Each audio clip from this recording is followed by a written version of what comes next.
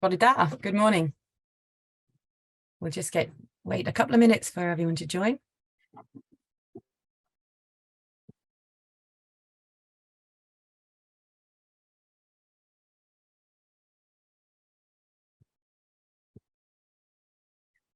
Good morning. We'll be starting shortly.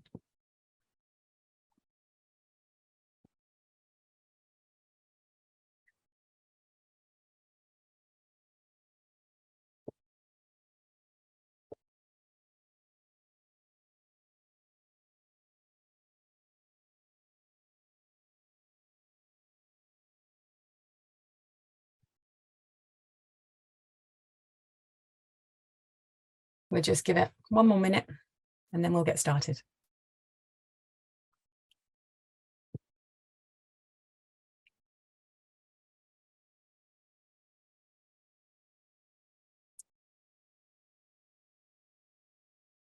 Well, good morning. Bore da, chroeso cynnes iawn i'n webinar bore yma. Very good morning. Welcome to our webinar this morning. I'm Pauline Valla, the Delivery Manager for the Technical Support Team here in RAP. The aim of this session is to introduce and walk you through our newly published Sustainable Procurement Guidance on market engagement. RAP, the Waste and Resource Action Programme, is a climate action NGO working around the globe to tackle the causes of the climate crisis and give the planet a sustainable future. For those who aren't familiar with RAP, it's likely that you are familiar with our work. RAP works with governments, businesses and communities to deliver practical solutions to improve resource efficiency around the world. Part of our work here in Wales, funded by the Welsh Government, is to support the Welsh public sector to embed sustainable and low carbon principles into procurement strategies and activities. We can offer strategic support for policy development and planning. We can offer a review of your sustainable procurement capability, which can help identify actions for improvement. We can also provide support on individual procurement exercises. As a purchaser, your ability to define and successfully source products and services in a sustainable and circular manner is dependent on your awareness and knowledge of the supplier base and their capabilities, capacity, and available technologies. Market engagement is therefore a fundamental tool to aid that understanding. It's also essential to furthering the transition from a linear to a circular economy. Low carbon sustainable procurement is identified as a key lever in many Welsh Government policies and strategies and will play a critical role in achieving net zero ambitions. The guide was developed in alignment with the legislative policy and organisational drivers that impact procurement decisions here in Wales. The Welsh Government's Beyond Recycling strategy, which sets out the goals for Wales to become zero waste by 2050, reduce emissions, realise Wales's economic potential through circularity, and make resource efficiency part of our Welsh culture. The strategy sets out ambitions to go beyond a focus just on recycling and move towards a more circular economy. The public sector and public procurement are identified as key levers for this transition. The adoption of sustainable procurement practices also aligns with the Welsh Procurement Policy Statement that Welsh public bodies are expected to support policy objectives related to progressive procurement, including both a foundational and circular economy, and are expected to progress long-term sustainable procurement practices. The Social Partnerships and Sustainable Procurement Bill sets out an overarching duty on contracting authorities to seek to improve the social, economic, environmental and cultural well-being of their areas by carrying out public procurement in a socially responsible way, placing fair work, decarbonisation and well-being at the heart of procurement. And of course, sustainable procurement offers a way for public sector bodies to maximise their contributions to the well-being of Future Generation Act goals. The Welsh Government has set an ambitious goal for the public sector to achieve carbon neutrality by 2030. using Welsh public sector purchasing power to its maximum effect to source new, innovative low-carbon supply solutions will help achieve this goal. Dialogue with the market can directly support commitments to carbon emissions reductions, particularly through helping to define and target Scope 3 emissions. Greater market engagement forms an important part of the UK government's efforts to reform the procurement process and aims to increase time spent on activities that add value to the procurement process, both pre-tender and post-tender, and decrease the time spent on process-driven activities. Welsh Procurement Policy Note WPPN 0721 concerning decarbonisation in procurement builds on the principles within the 2012 Opening Doors Charter for SME-friendly procurement and reinforces that by engaging with the market, purchasers can set out their requirements, understand the knowledge, capabilities and concerns of potential buyers, and ensure SME, voluntary, community and social enterprise bidders are not disadvantaged. Whilst value for money remains a strategic organisational priority, and never more so in the current climate, it's worth noting the ways in which value can be achieved if circular procurement is adopted. For instance, reducing the need to purchase, extending the life of products in service, leasing or hiring products instead of purchasing, removing costs associated with waste to landfill, and recovering value for assets at end of life. I'd now like to hand over to my colleague Hugh Lloyd to take you through the next few slides.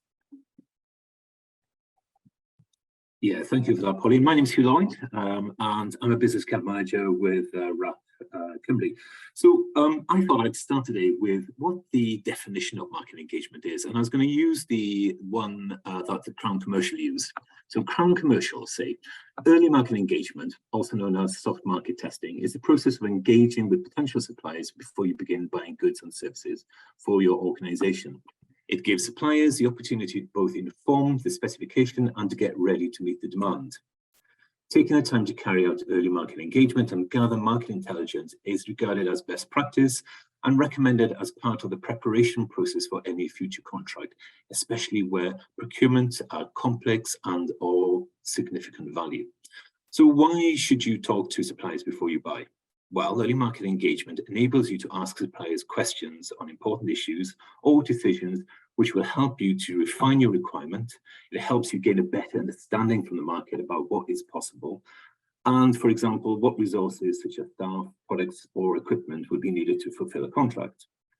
Early market engagement also increases awareness and interest in your potential procurement and encourages competition, meaning that you have more than one supplier, products or services to choose from when you're ready to tender.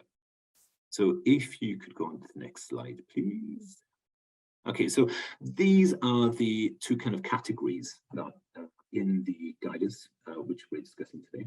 One of them is very much a kind of short-term, immediate one, and the other one is the market development covers the whole spectrum of the procurement process. So to me, it's a bit like buying a car. I mean, none of us, when their car breaks down, just goes to the nearest showroom, just buys whatever's there, and then that's it. You know, we all have, depending on strategic value, the importance, the amount of purchase, we need to be building more time in for the pre-procurement and the market research in buying these things, which I think in our experience in public sector procurement is something which is very reactive in the past, and we need to be far more proactive.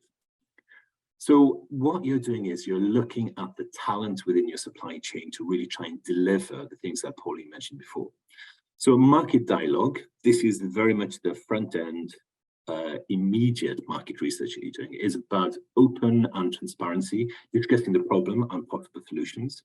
It's about enabling clearer requirements to be included in your specification and business casing. It's there to encourage competition and ensure a good number of applications. It's primarily there to understand how you need to construct the contract, how much it was going to cost and how long it's going to take. It's there to explore opportunities for delivering aspects such as innovation, social value, or carbon net zero.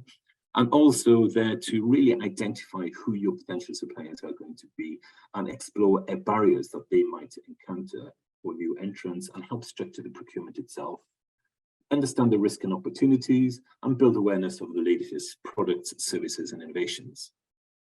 Now, the market development is over a longer time span. The market development is there to share intentions with the market, giving potential bidders time to plan and prepare. It's there to enable the market to collaborate between themselves. So it could be more than one supplier providing you with the answers, but it gives them an opportunity to work together. It's there to explore new alternative ways of meeting the requirements and build relationships with suppliers and identify potential future solutions. And as I said before, identify the barriers or obstacles for the desired outcome. It's to rethink and reduce the need to procure, ideally, and moving to a more service provision, possibly. So you could look at maybe the finance side of it in terms of value, hire purchase, leasing, take back, but as a supplier also understanding what the life cycle costs are and what value you can add to that, and ensure that the future procurement remains feasible, transparent and competitive. Now, I was a relationship manager once, and also this issue of transparency and competitiveness is really important, because I think all the suppliers I dealt with said they don't want any surprises when it comes to being a supplier for a company. So there should be that kind of predictiveness in the relationship as well. So if I go to page 8, please. So in understanding the market engagement, we have to talk about the different kind of market engagements and also the different categories. To me, this is something that I would be inclined to use, maybe the Kralik model. So you have your different categories, you have the importance and the impact of whatever you're procuring, and you talk about the risk as well and the amount to spend. So it could be very different depending whether you're buying pens for an organization or something which is strategically important as to how much early market engagement that you would actually do. If you're a supplier of stationery, pens could be quite important. But if you're talking about a normal business, then this isn't something that you're going to be spending too much time on. But it gives you an opportunity to really reflect and understand the effort that you have to put into early market engagement as well. So if I go to page 9, please, slide 9. So these are the mechanics, I suppose, of pre-tender market engagement. These are the things that you could consider in actually reaching out and speaking to potential suppliers and future suppliers as well. I mean, these are the obvious ones that you might think in terms of procurement, but of course, there are also the ones that you also have, such as using the internet. You have your own informal network. You could have your own kind of database of suppliers as well. So you can talk about the trade shows, the pre-tender briefing, meet the buyer events. I'm going to one tomorrow, which is with the NHS. And there's a variety of things that you can do depending on the product, depending on the market, depends on the competition. But you can reach out and speak to these people and start engaging with them. So if I go to slide 10, please. Now, I wanted to talk about what other support services are out there. And in organizing Meet the Buyer events, then we have in Wales, Business Wales, who can help you organize these things. And they work with Sell to Wales as well. So this comes from a previous project that I dealt with a public sector procurement, and this was in Carmarthen. So what Business Wales did, they actually helped set up the virtual Meet the Buyer event. They have a database of suitable companies, such as the ones in the locality, because there's very much a local bias for this initial procurement exercise. They also talked about these quick quotes, which is a second point there. And quick quotes is a part of the Sell to Wales portal. And what it allows them to do is any supplier can register on this. And it is one where they are, it opens the doors to other public sector procurement activity as well. So it's very good in terms of maybe opening doors to other procurement opportunities which come their way as well. Also in dealing with Business Wales, they can help you with things such as maybe a sustainability kind of policy and things like that, which enable you to overcome those barriers that we talked before in small companies or even any kind of company in applying for particular procurement opportunities. So, sorry, I put something which has flashed up on my screen there. So they can really help you through the whole process then, and I would get in touch with them. That's their number on the bottom there if you want to get in touch with them, or look at their website as well, please. So if you go to the next slide, please. So this one is a really easy one. I think from my perspective, the whole idea of pre-market engagement is really looking to your supplier network as a resource and looking what skills, what talent, and what they can offer you, and really looking at nurturing them and really engaging with them at the earliest opportunity to really understand fully what they can do for you. Not doing everything yourself, but really delving into your network and seeing what you can extract from them. And also it's in their interest as well to be able to be a valued partner in your supplier network. So the next slide, please. So this is the important one. This is the traditional versus the new way of procurement in terms of the time that you have to invest in the relationship. Now, the green dotted line is one which I think we've probably are more familiar with in terms of not doing an awful much in terms of market research. A lot of the activity is in the procurement process itself, and then it tails off. What we're saying is in early market engagement that you need to invest much more upfront, and this is the way that you can really interact with the market and provide better guidance for potential suppliers and insight for the procurer. So it leads to better working relationships to the stakeholders and an optimal solution for yourselves as well. So as I said, it's really flipping it on the back and making sure that you have that visibility of what projects are coming up, and you invest in time in what the market can offer, but you also carry on with that support in the contract and supplier management. So at this point, I'm going to hand over to my colleague, Thomas. Great. Thank you, Hugh. So I'll take you through the latter part of the webinar here. So the stages of public sector tender process are covered by strict rules to ensure openness, fairness, and transparency. So due to this, the opportunity for market engagement during the tender and post-tender stage is really only briefly touched on in this guidance.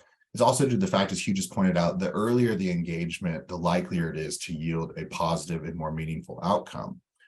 But public bodies can still potentially hold open briefings at this stage to clarify needs and requirements with suppliers who are interested in submitting a response or those who have been shortlisted. So when developing your tenders, there are several things you can do to support the local economy and further sustainability goals. So you can widely advertise contracts over £25,000 in value to encourage local businesses to participate. So for example, using local media channels alongside the Sell to Wales portal.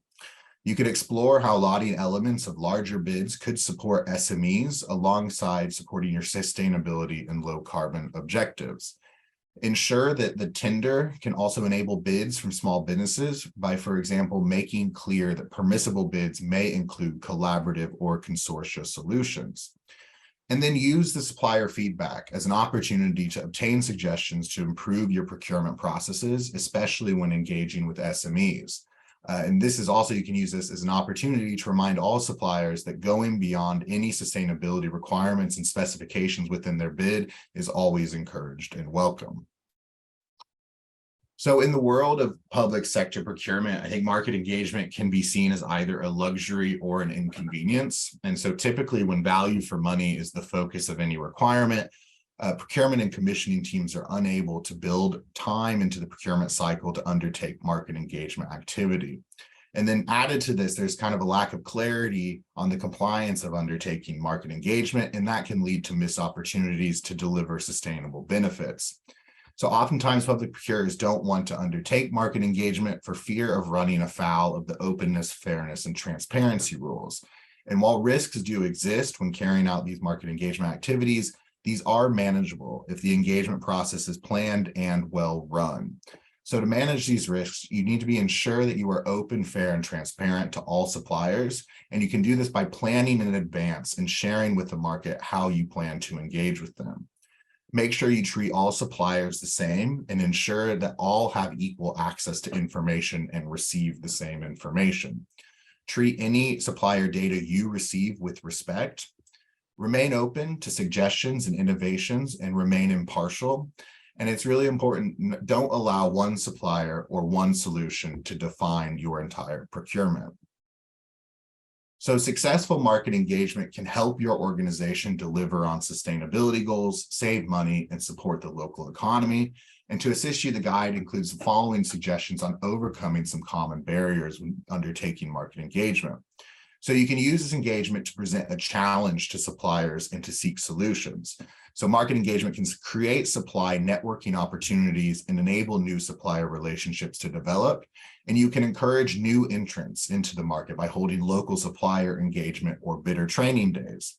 To help create these new markets, you need to be open to working alongside or jointly with other local public bodies to share vision for sustainable outcomes or innovation and to deliver on a shared goal to the market. So it's important to include these sustainable outcomes and ensure that you're using market engagement to maximize your sustainable potential. And to help you with this, you can carry out an analysis of your organizational spend to recognize where the greatest opportunity and influence sits. This is actually something that RapComer can assist your organization with. You need to determine your key organizational goals and ensure that these are well communicated with the market. And within tenders, it's important to use outcome-focused language, such as reduction in waste or reduction in emissions. And this will help suppliers achieve and then also help you measure the impact. And then finally, most importantly, build in the time for market engagement. So maintain and publish a contract register and forward contract plan to give your organization and the market expected timelines. Work with internal service areas to identify and manage project pipelines, and then use that forward plan to build in the appropriate time to undertake market engagement relevant to your project. So to underline some of the key principles within the guide, there are several case studies contained throughout, including this case study from last year on how market engagement delivered an innovative solution for Welsh schools. So in November 2021, a Welsh government grant of £6 million for school musical instruments was announced. The WLGA and the Welsh Government Commercial Directorate worked collaboratively to identify opportunities for Welsh businesses and social enterprises. So through pre-market engagement, the WLGA and WGCD discovered an opportunity to establish a Welsh sheltered workshop hub to assemble instruments for use in schools by beginners. So there wasn't any other existing sheltered workshop doing this work across Wales or the United Kingdom. So engagement with the Wales Cooperative Centre identified potential Welsh sheltered workshops who could undertake the work, leading to the idea of a consortia approach. So through this approach, a significant quantity of UK-made instruments will be sourced in Welsh schools as opposed to sourced from abroad. And the refurbishment of repair of instruments in Wales will also create new jobs and opportunities and help those with disabilities back into the workforce. So alongside the main guidance that Hugh and I have just taken you through, we've also developed these 5 category-specific brief documents on how best to engage with different sectors. So on screen here, you can see we have the food and catering sector guide, but alongside that, we also have textiles, IT equipment, construction, and furniture. So now we're going to take you through the food and catering guidance to give you an idea of how each is structured and how they can be used by your procurement teams. So each sector guide includes a specific sustainable procurement hierarchy for the relevant category. You may already be familiar with the sustainable procurement hierarchy, and you can find the full hierarchy guidance on our website. But in general, procurement decision-making should follow the hierarchy from top to bottom. So for example, on food and catering, we start at the top, so avoiding or reducing the need. So reducing food waste is critical through careful planning and avoiding wasteful purchasing. Reducing the food miles by trying to source as locally as possible should also be a key consideration. And then at this stage, reconsider the purchase of any catering item to see if the need can be met another way, and especially the catering items that are single use. Moving down the hierarchy, reusing and extending food shelf life should be the next consideration. So trying to buy food that will last or food that can be repurposed or redistributed if it does end up being surplus. And then at this stage, if other catering products are necessary, such as plates or cutlery, explore renting or leasing options, but most importantly, ensure that they're not single use and that they can be used numerous times over the product's lifetime. Moving down again to buying sustainably. So buying sustainable food includes looking for produce that is seasonal and organic, or other foodstuffs that is produced in an ethical way. And again, buying locally comes in here as you're reducing the impact of the transportation while also supporting the foundational economy. This is also where you should consider trying to avoid buying products with single-use plastics, buying catering products with the most sustainable and ethical supply chains. And then finally, on recovery and disposal, at the very least, try to ensure that food waste is composted or sent to other segregated food waste streams. And actually specific within this guidance, we actually have a further hierarchy specifically on what to do with food waste for catering teams. That was actually developed by RAP's food waste team. So that's included in the food guidance. And then in each of these sector guides, after the sector-specific procurement hierarchy, our technical specialists have put together a market readiness summary. So this outlines key sustainability capabilities you may want to engage the sector on. So for instance, here on food, you can see that the market has a high capability when it comes to the supply of seasonal food produce, but it has quite a limited capability on delivering any support or supporting packaging take-back schemes. So this isn't to say it's not worth engaging with suppliers where there may be lower capabilities, but as the more purchasers ask for and demand these sustainable solutions within the supply chain, the more likely the suppliers are to deliver on them. And then finally, each guide contains specific suggestions relating back to some of the key concepts discussed in the main guidance documents. So a few examples here on screen include hosting a market dialogue and innovation event with suppliers to seek more sustainable solutions to preventing food waste or avoiding single-use plastics.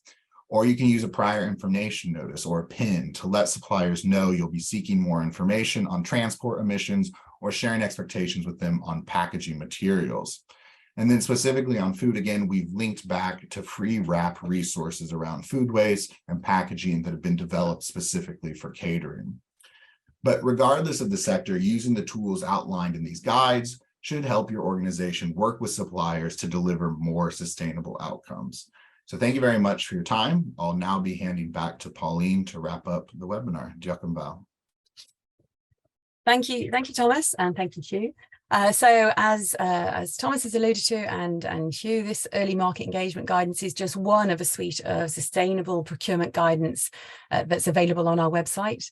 This programme of work is funded by Welsh Government, and we're funded to provide advice, guidance and tools to help Wales's public sector to embed sustainable procurement in policy and practice and identify opportunities to support the development of a circular economy here in Wales. We can provide strategic support for policy development and planning. We can offer a sustainable procurement capability review, which can help identify actions for improvement, and we can support with those actions. We can also supply support on individual procurement exercises at planning stage and engaging with the suppliers to assess market capacity for more sustainable solutions through to tender development, evaluation, contract management and monitoring. We also provide support across sectors or categories of spend where there's a particular knowledge gap or a barrier.